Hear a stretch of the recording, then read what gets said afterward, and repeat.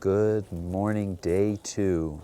It's just after 5 a.m. We're in Canyonlands National Park.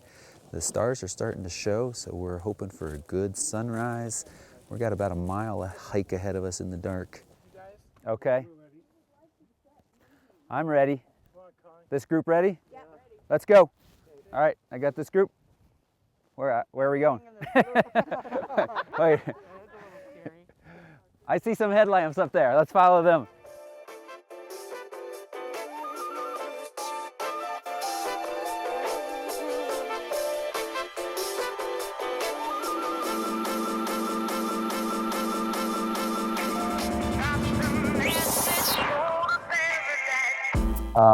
We've been here now about 30 minutes. We did some light painting on the arch. I ran a fun time lapse on this GH4 as we're all playing with our flashlights, getting our settings right. Basically what we're doing is waiting for the sun to break through this arch. And we do have some clouds in the sky, which is just about perfect when you're shooting a time lapse, or sorry, shooting a sunrise like this, because you want that light to hit something out there in the sky, get some nice textures, some nice colors. And I think we're going to be in for a really spectacular view. So you see this arch here. That's beautiful. Hang on, let me take you someplace else for a second. We're going to walk across here, and we're going to climb this little rocky hill. Bear with me.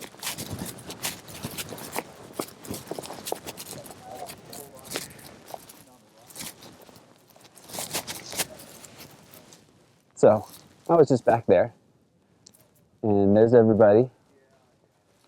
And then look at this view out here. Holy moly. Again, you know, I think about how exciting gear is, buying a new piece of gear, kind of being reinvigorated, shooting.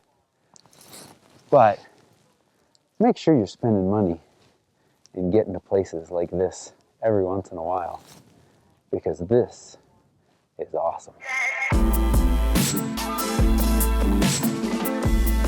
All right, so we're up here with Nick. Nick, you've got a fun new toy you picked up just before this trip. I do. We want to talk about it? Sure. It's right here. It's right over there.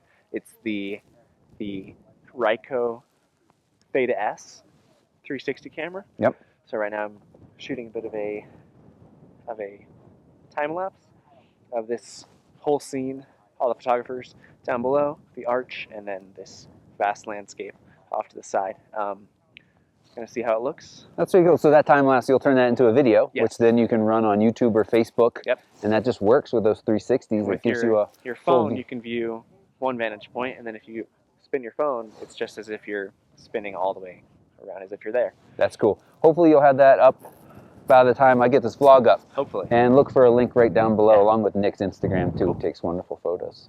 Thanks, Nick. Thanks, Toby. We'll talk a little bit more about it, and I'll show you it closer right now. So make sure you go watch this time lapse and find the point at which I'm shoving a camera in the camera's face. There you go. So we've moved down through Canyonlands National Park from the arch. You saw some of that scenery there. Now let me just bring you into view here. So we've got some fantastic light filtering through the clouds. Some of it's a little bright, so you can watch your compositions and your exposure. You want to watch your histogram in situations like this because you're trying to avoid clipping, blowing the highlights. Once those are gone, there's no detail in that bright area and you've lost it. So you can underexpose a little bit in this so that you can bring those shadows back up without blowing the highlights in post-processing. So I would not use a tripod in this situation because we're shooting at shutter speeds fast enough that handshake doesn't matter.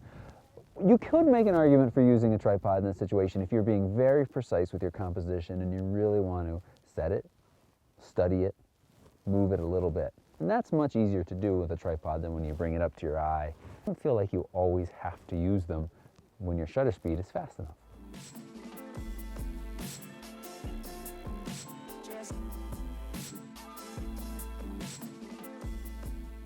This is the view from the point at Dead Horse State Park.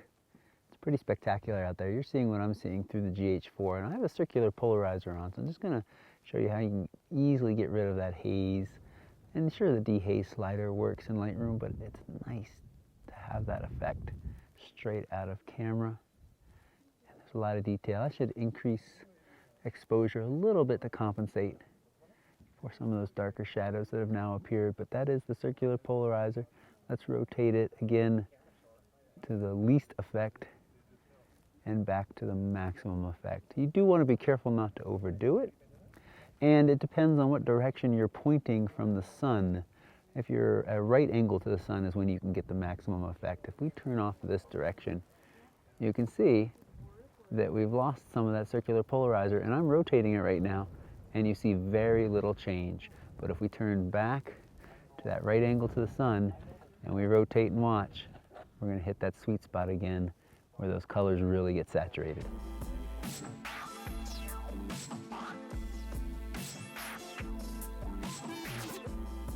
Picture of petroglyphs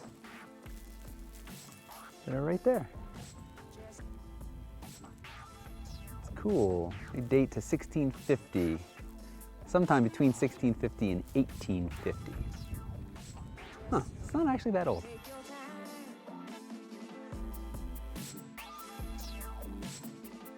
Making our way up the Delicate Arch, this trail is awesome.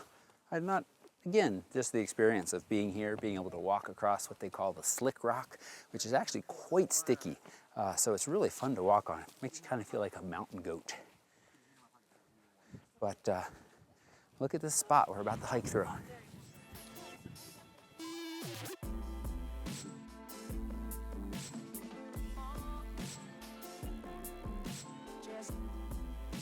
Check out this view as we climb up around this. I don't know if it's considered a mesa.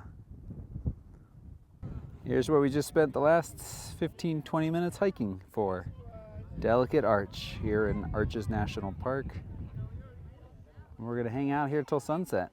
We brought our food, we brought our cameras. Surprise, surprise.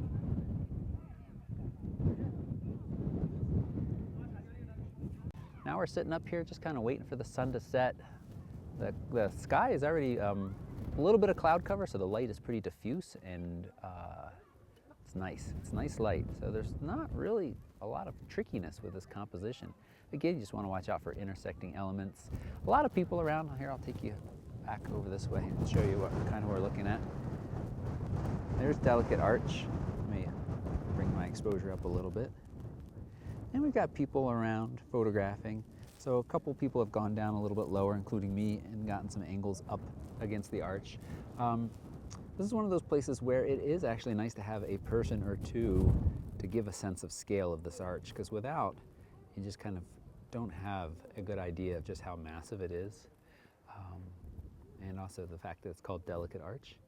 Look at that small spot right there.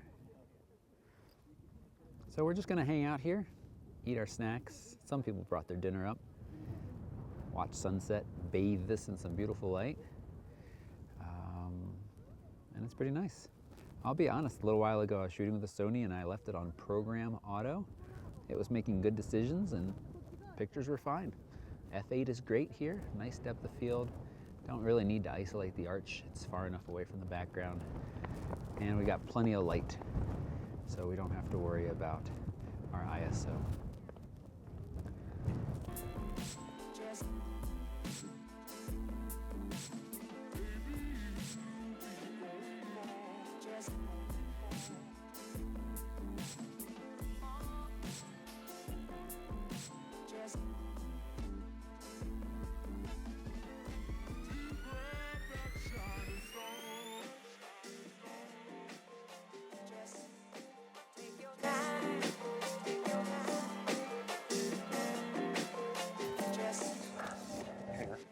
How do I look? Look good. Look kind of like that. Oh gosh, this is not. No, it's not good. Look. It isn't. It's pretty.